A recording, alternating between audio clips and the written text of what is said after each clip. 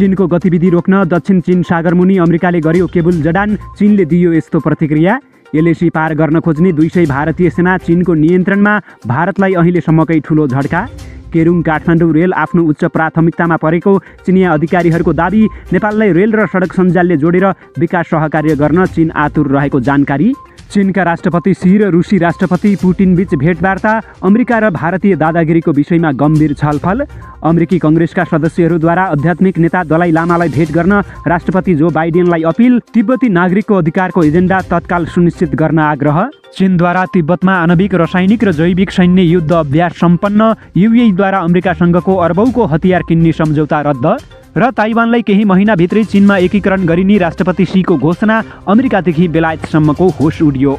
नमस्कार, ग्रेटर नेपाल टिभीले तयार पारेको न्युज अपडेटबाट विवश बुढाथोकीको यहाँलाई हार्दिक स्वागत छ। अब सुन्नुहोस् पुरा समाचार। चीनले केही भारतीय सेनाका जवानहरूलाई सीमावर्ती क्षेत्रबाट नियन्त्रणमा लिएको दाबी गरेको छ। समाचारमा 200 को हाराहारीमा भारतीय सेनाहरू अरुणाञ्चलबाट तिब्बत प्रवेश गरेका थिए। तिब्बत प्रवेश गरेपछि चिनिया सेनाले भारतीय सेनालाई नियन्त्रणमा लिएको बताइएको छ।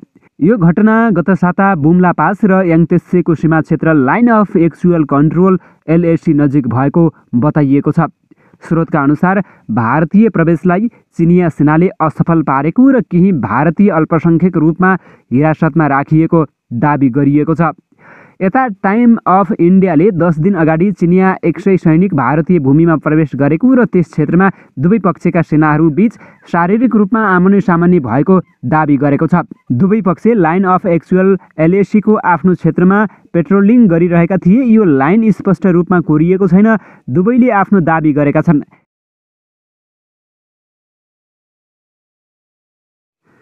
चीनका राष्ट्रपति सी जिनपिङले शनिबार फेरि पनि ताइवानलाई शान्तिपूर्ण तरिकाले चीनमा मिसाइने बताएका छन्। तर उनले एक सप्ताहदेखि चलिरहेको तनावका बीच सिधै बल प्रयोग गरिने कुरा भने गरेनन्। सी जिनपिङको यो बयान यस्तो समयमा आएको छ जब ताइवानका विषयमा बेइजिङको प्रतिक्रियाबारे अन्तर्राष्ट्रिय मञ्चमा चिन्ता व्यक्त गरिएको छ। सी जिनपिङको यो बयानको जवाफ दिँदै ताइवानले बेइजिङलाई आफ्नो जिद्दी छोड्न भनेको छ। ताइवानले ताइवानी जनताले मात्र आफ्नो भविष्य निर्धारण गर्न सक्ने बताएको छ। चीन ताइवान आफ्नो एक प्रान्त भएको दाबी गर्छ र उसलाई आफ्नो नियन्त्रणमा लिनको लागि प्रतिबद्ध छ। यसअघि एक बयानमा पनि चीनले ताइवानलाई आफूमा मिलाउन शक्ति प्रयोग गर्न परे त्यो पनि गरिने बताएको थियो। चीन ताइवानी राष्ट्रपति साई इङ बेनको सरकारलाई पृथकतावादी मान्छ, तर ताइवान भने आफूलाई एक स्वतन्त्र देश मान्छ। बेइजिङको ग्रेट हल अफ द पिपुलमा बोल्दै सी जिनपिङले चीनले लामो समयदेखि पृथकतावादको विरोध गर्दै आएको बताए। 1911 मा अन्तिम शाही राजवंशको समाप्तिको लागि भएको क्रान्तिको वार्षिक उत्सवमा उनले भने ताइवानको स्वतन्त्रता सबैभन्दा ठुलो मुस्किल हो र देशको कायापलटको बाटोको सबैभन्दा ठुलो अवरोध पनि हो। अमेरिका, अस्ट्रेलिया र जापानले समुद्रमुनि केबल निर्माणमा संयुक्त लगानी गर्ने भएका छन्। उनीहरूले प्रशान्त महासागरको पिँधमा केबुल निर्माण गर्न संयुक्त लगानीको घोषणा गरेका हुन्। उनीहरूले प्रशान्त महासागरका 3 साना टापु मुलुकमा इन्टरनेट र सूचना प्रविधिको पहुँच बढाउन समुद्रमुनि केबुल बिछ्याउन लागिएको बताएका छन्। किरिबानी, नाउरू र माइक्रोनेसियामा उच्च गतिका इन्टरनेट उपलब्ध गराउन महँगो परियोजना अघि सारिएको उल्लेख गरिएको छ। तर अन्तर्राष्ट्रिय सञ्चार माध्यमहरूले प्रशान्त महासागर क्षेत्रमा बढ्दो चिनिया प्रभावलाई रोक्न यसो गरिएको जनाएका छन्।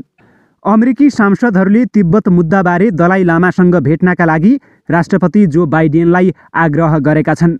चीनसँग अमेरिकाको सम्बन्ध जोखिममा परे पनि उक्त भेट गर्नुपर्ने सांसदहरूको सुझाव रहेको छ। 1991 मा राष्ट्रपति जर्ज डब्ल्यू बुश अमेरिकाको राष्ट्रपति बने यता हरेक राष्ट्रपतिले तिब्बती आध्यात्मिक नेता दलाई लामासँग भेट गरेका छन्। तर बाइडेन मात्रै एक्लो राष्ट्रपति हुन् जसले 86 वर्षीय लामासँग भेट गरेका छैनन्। 38 जना सिनेटर र 27 जना प्रतिनिधि सभाका सदस्यहरूले दलाई लामासँग संवादका लागि चीनलाई दबाब दिन भन्दै अमेरिकालाई पत्र मार्फत आग्रह गरेका हुन्। उक्त समूहको नेतृत्व डेमोक्रेटका नेता पेट्रिक लेही र रिपब्लिकनका म्याक्रो रुबियाले गरेका छन्। बाइडेनले लामालाई ओभल अफिसमा निमन्त्रणा दिएर संवाद गर्दै नयाँ सन्देश तथा उदाहरण प्रस्तुत गर्न सक्ने भन्दै सांसदहरूले सुझाव दिएका हुन्। अमेरिकामा डोनाल्ड ट्रम्पको कार्यकालभर र कोभिड महामारीका कारण आवत जावत रोकेपछि लामाले अमेरिकाको यात्रा गरेका छैनन्। तर लामाले यसअघि जलवायु परिवर्तन तथा आप्रवासीहरूका मुद्दालाई लिएर ट्रम्पको खुलेर आलोचना गरेका थिए। ट्रम्प र बाइडेन दुवैले मुस्लिम अल्पसङ्ख्यक उइगुरको मुद्दालाई लिएर चीनको आलोचना गर्दै आएका छन्। काश्मीरको श्रीनगरमा प्रहरी सवार बसलाई लक्षित गरी गोली प्रहार हुँदा 2 जना प्रहरीको घटनास्थलमै मृत्यु भएको छ। घटनामा 12 प्रहरी घाइते भएका छन्। मोटरसाइकलमा आएका आतंकवादीहरूले बसलाई चारैतिरबाट घेरा हाली अन्धाधुन्द गोली प्रहार गरी फरार भएका छन्।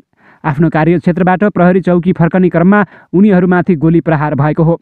श्रीनगरमा प्रहरीलाई हतियार सुविधा नदिएका कारण उनीहरू जवाफी प्रहार गर्नबाट वञ्चित रहेको जनाइएको छ।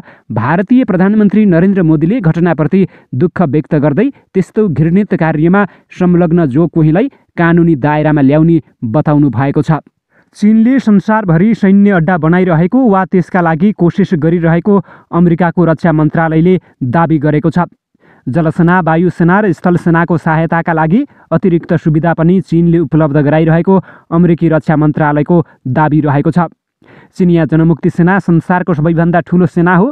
त्यसमा लगभग 20 लाख सैनिकहरू रहेका छन्। सी जिनपिङ सत्तामा आएदेखि चिनिया सेना थप आक्रामक भएको छ। उसको महत्त्वाकांक्षा पनि बढेर गएको छ।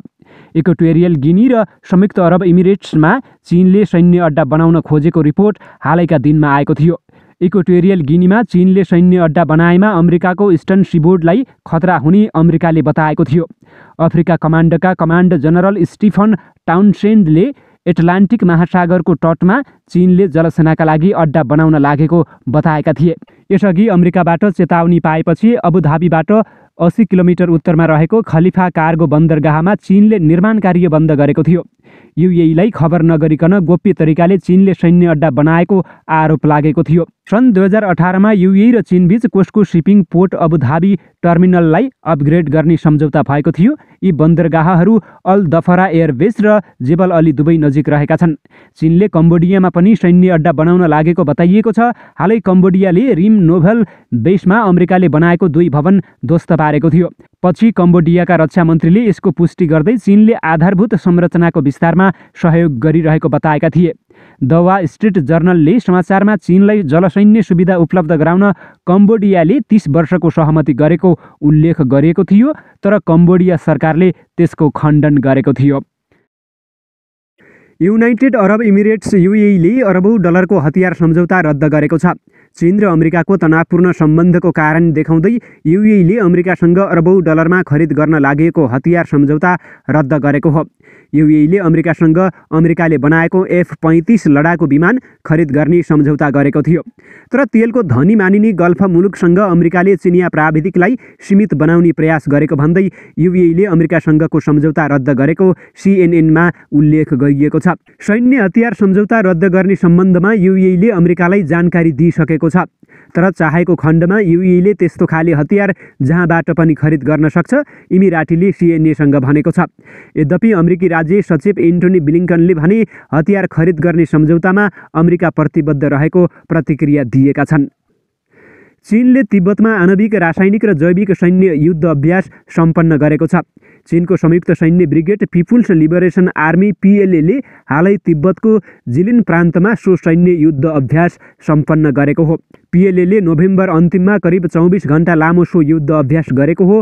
वेस्टर्न थिएटर कमान्डको नेतृत्वमा PLA तिब्बतको सैन्य क्षेत्रमा अर्थात् पूर्वी लद्दाखमा जारी चीन र भारत सीमा विवादको पृष्ठभूमिमा सैन्य अभ्यास गरेको मङ्गलबार प्रकाशित PLA न्युज पोर्टलमा उल्लेख गरिएको छ। सेनाको विभिन्न समूहले आणविक युद्ध अभ्यासको लागि कमान्डो, सशस्त्र आक्रमण समूह र सैन्य अभ्यास लगायत गतिविधि गरेको बताइएको छ।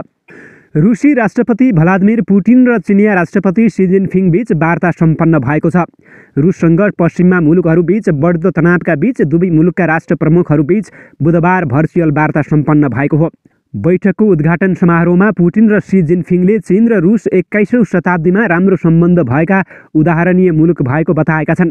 दुवै नेताले युरोप, अमेरिका र नाटो सम्बन्धमा छलफल भएको रुसी राष्ट्रपति कार्यालय क्रेमलिनका प्रवक्ता दिमित्री पेस्कोभले जानकारी दिएका छन्। यति बेला युरोपियन महादेशमा अन्तर्राष्ट्रिय सम्बन्धको अवस्था निकै तनावपूर्ण रहेको छ। त्यसैले दुवै शीर्ष नेताले भर्चुअल वार्ता आयोजना गरेका हुन्। प्रवक्ताले भनेका छन्, युक्रेनको सीमा नजिकै रुसले ठूलो संख्यामा सैन्य उपस्थिति गराएको बताइएको छ। सोही कारण पछिल्लो समय रुस र अन्य पश्चिमा मुलुकबीच तनाव बढिरहेको छ।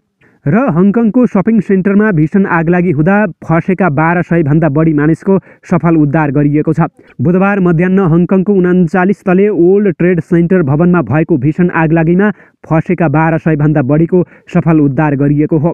हङकङको व्यस्त सपिङ सेन्टर 39 तले ओल्ड ट्रेड सेन्टरमा बुधबार मध्याह्न 12:37 बजे आगलागी भएको थियो। दर्जनौं अग्नि नियन्त्रकले सो भवनभित्र र भवनको छतमा फँसेकाहरूको साँझ 5 बजेसम्म सफल उद्धार गरिएको अन्तर्राष्ट्रिय मिडियामा खबर रहेको छ।